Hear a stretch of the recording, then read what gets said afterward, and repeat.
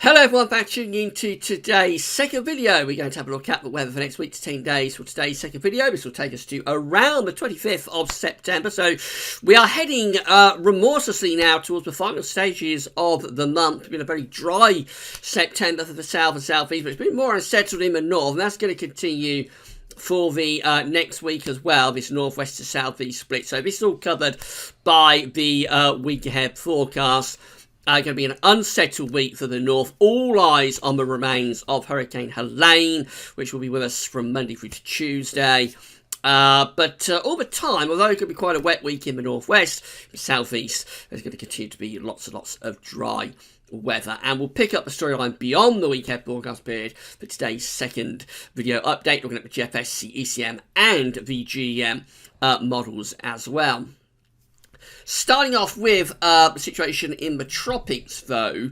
So we've got four areas of interest still. Let's deal with Isaac first of all. So this area just here, that is now post-tropical storm, post-tropical cyclone Isaac, and it's moving through the southern part of the Caribbean. It's giving sustained winds of 35 miles an hour and probably still quite a bit of heavy rain. The situation with Isaac is they're now saying that the remnants of Isaac dissipated at 5 a.m. This morning, 15th. So that's pretty much done with now. I don't think we'll be talking much more about Isaac. Expect that to disappear off that chart very shortly. Then we've got Joyce just here. So let's see what Joyce is currently doing. It's got sustained winds of 50 miles an hour at the moment. Tropical storm Joyce is in this sort of position. Not going to do a great deal. It's going to meander off to the east, become a tropical depression, and then kind of like die away. So we don't have to worry too much about Joyce either. Then we've got Helene, of course, up here. That is the current position of tropical storm Helene, and we'll have much more about Helene quite shortly. And we've also got Florence as well. Florence is now in the Carolinas as a tropical storm. Been hearing a lot about former hurricane, now tropical storm. Florence has unfortunately brought fatalities and very, very severe flooding to that Carolina coast. So the situation with Florence is looking like this. At the moment, Florence is in that sort of position across South Carolina. Over weekend into start of next week, could be pushing northwards up towards the state of Kentucky as a tropical depression. By Tuesday, it's just there around Ohio. And by then, it's a post-tropical depression. They're going to carry on pushing northwards so that by Wednesday, it's gone through those little states of Vermont, New Hampshire, and Maine. So moving up, not Vermont, but it's moving up through New Hampshire and Maine, and then we get through to the sort of second half of next week. It's moving up towards Canada again as a post-tropical depression. At that point, it's heading up towards Newfoundland. Now, it is possible that this might get caught up in the jet stream, and actually we might finish up with an area of low pressure that contains the remains of Florence in a week to 10 days' time. I have to wait and see on that, but it's certainly moving northwards up towards where the jet stream is likely to be coming out of North America and moving off into the Atlantic. So maybe some sort of humid remains of Florence will be with us in the not too distant future. As far as Helene is concerned, again, quite an unusual map this. You don't tend to see post-tropical storms getting to Ireland and the UK, but there we are on Tuesday. We've got post-tropical storm Helene there into the southwestern part of Scotland. The current position as a tropical storm is down here. Still be tropical storm tomorrow, but through the course of tomorrow, gets downgraded to post-tropical as it heads up towards the UK. Gets to Ireland through the course of Monday, and then I say by the early hours of Tuesday is up over the southwest of Scotland, bringing wet and windy weather to northern and western parts of the country. Now, there's not much else appearing at the moment, so it could be that in a couple of days' time, things are going to start to calm down in Metropolis. We have had a real burst of tropical storm activity over the past week to 10 days. As I say, no new areas of thunderstorms have developed, so it might be that in the next 2, 3, 4 days we start to see a lot of this activity beginning to die away, and then we might go into a calmer period of weather. Thought I'd just throw this in for today's video. Quite interesting. This is the 500 millibar height anomaly reanalysis for May. Now you may wonder why I'm showing you this today, but it's been a very, very consistent pattern that we've been in with this ridge of high pressure over the past few months. So this is going back to May with the above average heights there over Scandinavia, extending through the UK, extending through the Atlantic, and going back into sort of Canada and northeastern parts of the United States, below average heights up around Greenland and Iceland, with the jet stream pushed up there. So that's May's 500 millibar composite. But look what June looks like. Very, very similar. Again, we have the above average height centred over the UK. This time it's more centred over the top of the UK. It is a little bit more of an unsettled month for sort of Greenland and also for Scandinavia as well. There's a little bit more of from a jet stream going through there, but it's kind of similar in June to May. Then we go through to July, and again, very, very similar pattern, particularly to May, with again the above average heights in over Scandinavia. They extend down into the UK, they back through the Atlantic, and they finish up going over towards Canada. Up there again, the jet stream is pushed well to the north around Greenland and Iceland. So that is July's 500 millibar composite. That's August, and very, very similar. Again, the only difference is that the area of below average heights kind of moved a little bit further southwards, be centred more towards Iceland and the north of Scotland. But essentially we still have this very, very large ridge that extends from Newfoundland through the Atlantic, going into particularly southern parts of the UK and France, and then it goes into much of Europe as well. The jet stream again is remaining up there. And then as far as September is concerned, so this is just up to the 12th of September, but you see the broad pattern remains very much the same. We've got the above average heights over Scandinavia, they extend particularly through the south of the UK, they go into the Atlantic, and then they connect back to a ridge that is over northeastern parts, I should say, of Canada. So again, we have the below average heights up there. That's where the jet stream is. The only difference is that the jet stream, just a little bit further south, was now beginning to impact parts of Scotland and Northern Ireland much more than through the summer months and back to May. So over time, this ridge has gradually been inched further and further southwards. Maybe that by October we will finally break that jet stream through across the country and break this ridge down. That could be what's going to happen with a much more unsettled October. Have to wait and see, but certainly this has been an extraordinarily consistent pattern that we have been in, and basically we are still in the same broad sort of 500 millibar pattern here in September. In the middle of September, we're still in that same broad pattern that we was in May. The setup is very similar. The only difference is that everything has been shunted a bit further southwards due to like the jet stream beginning to reactivate due to the fact that we're going into autumn. But essentially, the pattern we was in May, it's still there, still holding on, especially for the south and the east in the middle of September. I thought that's quite interesting how consistent that's been. And these are the 500 millibar high anomaly flowcharts from Penn State University for the next week to 10 days. We've got the E70F here on the top, the GFS is on the bottom. 500 millibars, 80,000 feet is where the weather is taking place, where high pressure, low pressure being moved around by a jet stream running above. And you'll see that with the red and orange colours depicting above average heights, which is high pressure, we're still more or less for the next week to 10 days in that consistent pattern. We still have the above average heights there through much of northeastern Europe. They extend through central Europe. They extend down through the south of England and in towards France. There is one difference, which is that the ridge across the Atlantic is now showing signs of being broken apart, as this area of below average heights and low pressure in the North Atlantic are getting stronger and stronger. Again, due to the fact that we're going into autumn.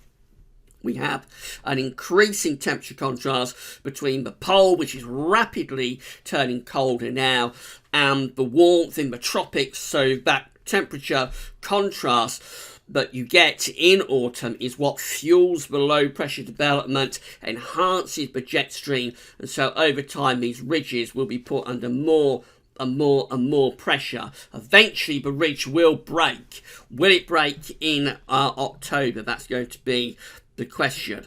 The jet stream coming across the Atlantic, indicated by these black lines, quite a strong jet stream now, moving into northern parts of the UK and then going off something like that. So for the time being, for the next week, 10 days, that ridge is still just about clinging on to the south by its fingertips, but I suspect at some point its days will be numbered, and we will change this weather pattern and break out of this ridge that's been ongoing since May.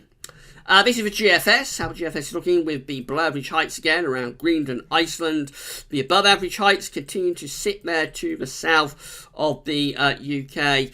Notice some of the energies even getting through to Scandinavia though now, increasingly. So whereas we have this ridge extending from like the Atlantic through the UK going to Scandinavia and back up to northeastern Europe, now we're beginning to break that in this area just here. And actually this could be starting to pull down some quite cool air with this trough into Scandinavia. So by the end of September we might start to see some snow turning up, particularly across northern parts of Scandinavia with that kind of situation. What will be interesting is that eventually we're going to get rid of this ridge. Eventually this ridge will break.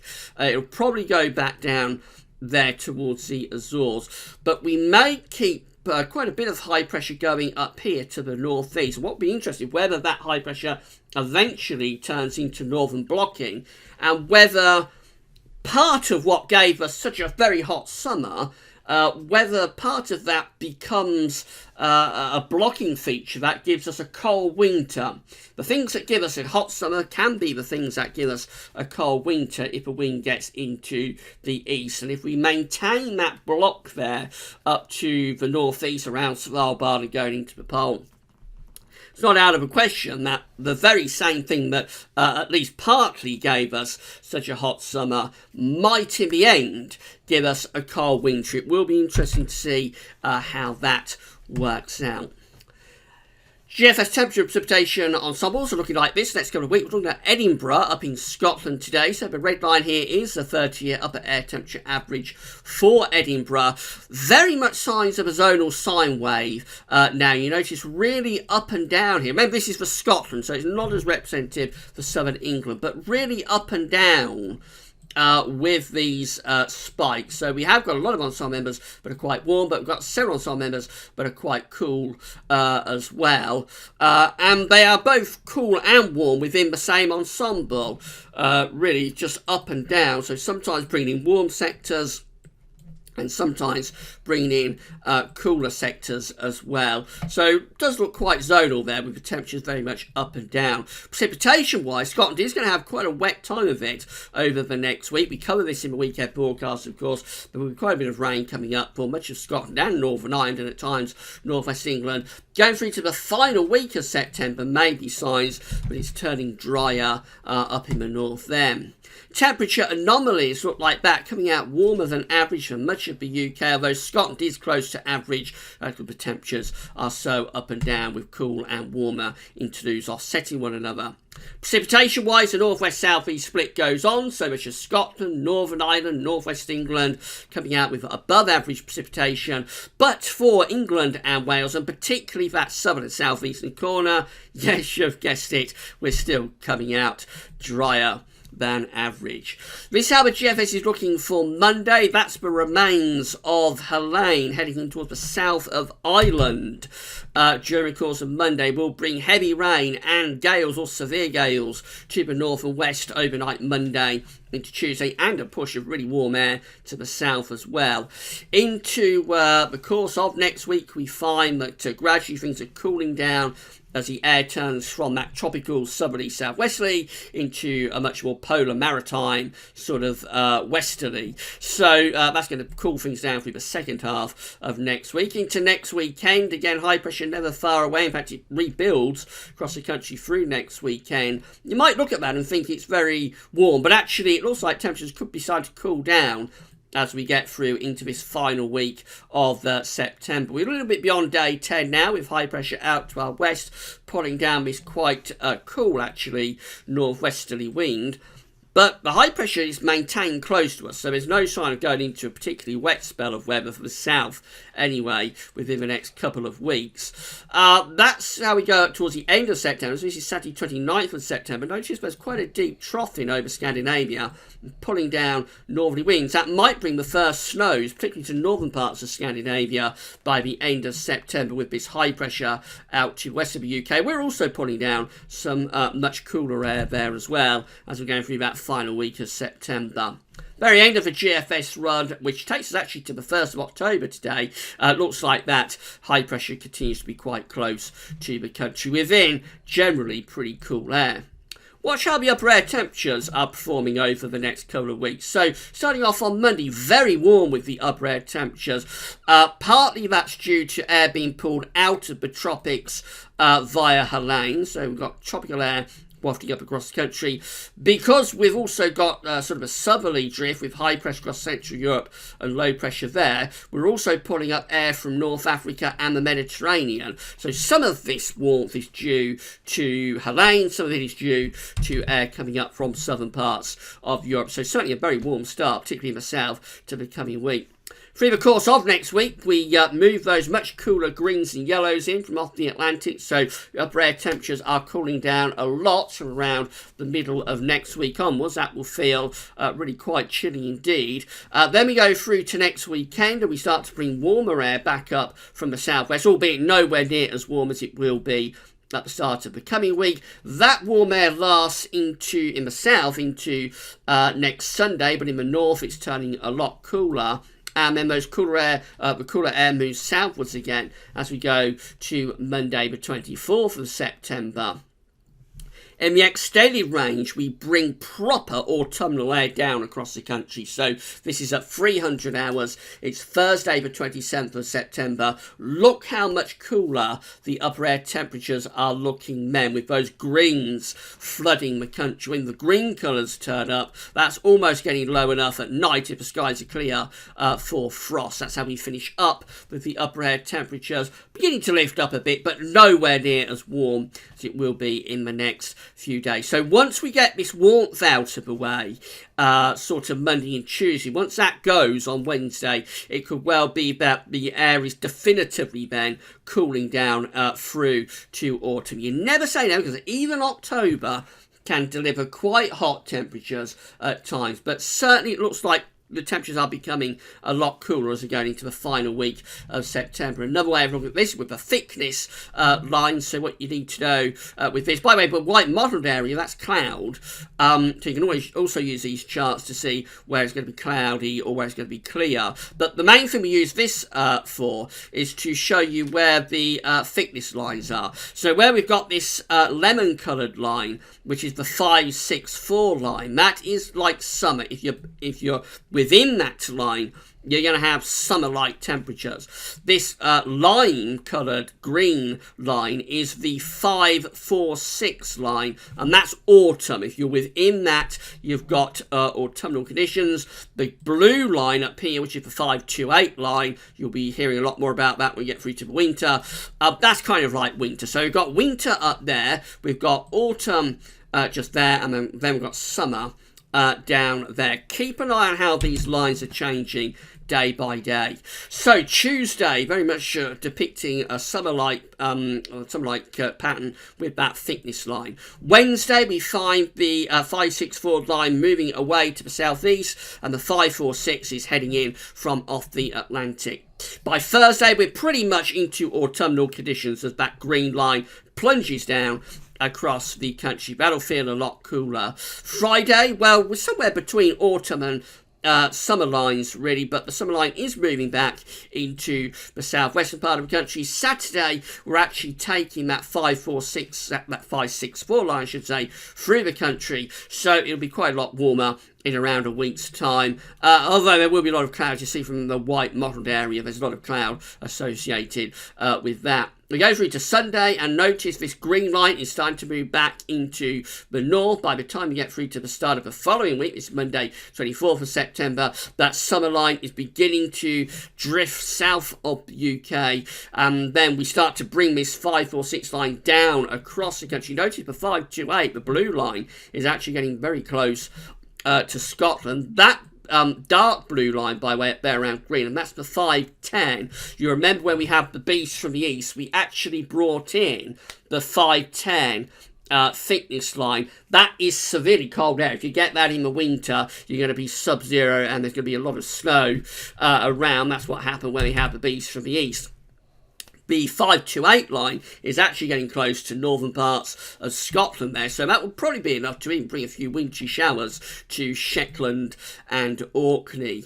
And then, of course, in the extended range, it turns cooler definitively through this final week of September. So up to Saturday 29th of September, we've got that green autumn line through the country. Autumn has properly set in. Notice over time, the 564, the summer line, is getting pushed further and further south. Eventually, that will become confined to the Mediterranean, and then eventually after that, it will become confined to North Africa and the tropical Atlantic, and then we won't see it again until sort of May or June next year.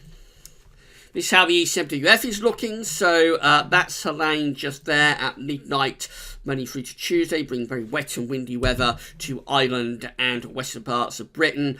We get through to Wednesday and into Thursday, and things are gradually cooling down from the northwest. That's midnight on Friday. There's a weather system in that sort of area that might bring some wet weather even into the southeast sometime around Wednesday to Thursday next week. By Friday, that's out of the way, and we're into that much cooler northwesterly flow next weekend. So high pressure will be to the south, but probably still relatively cool actually. Up in the north, it looks quite wet and windy. And then in the extended range to day 10, again, high pressure to the south, low pressure is to the north. And then finally, the GM looking like this, wet and windy for Tuesday through to Wednesday. In fact, the coming week does look quite unsettled, particularly so to the north and west. Next weekend, the high pressure gradually establishes itself. That's how we finish up with high pressure centred over top of the country Tuesday 25th September.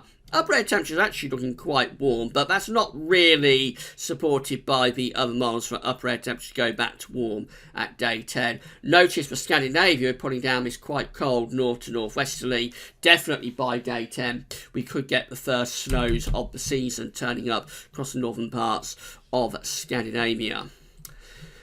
So we're going to have a really warm start to the coming week, and there's going to be showers and long spells of rain, particularly for the northwest. It's about wet and windy for the north and west in the coming week, but mainly dry in the southeast. Slowly, it looks like we're going to go to more autumnal pattern, particularly through the final week of September. It does look as though those temperatures are slowly edging down.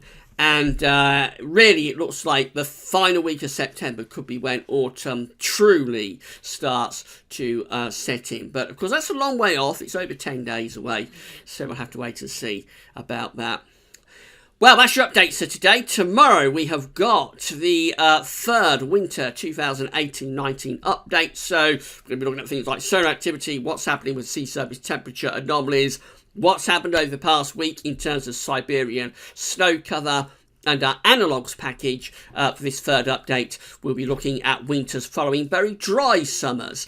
That's a follow-on from last week. We had a look at the hottest summers on record of the winters, but followed this week we'll have a look at the driest summers on record and the winters that follow them. So come back for that tomorrow. Going to be a very big update indeed. But that's all for now.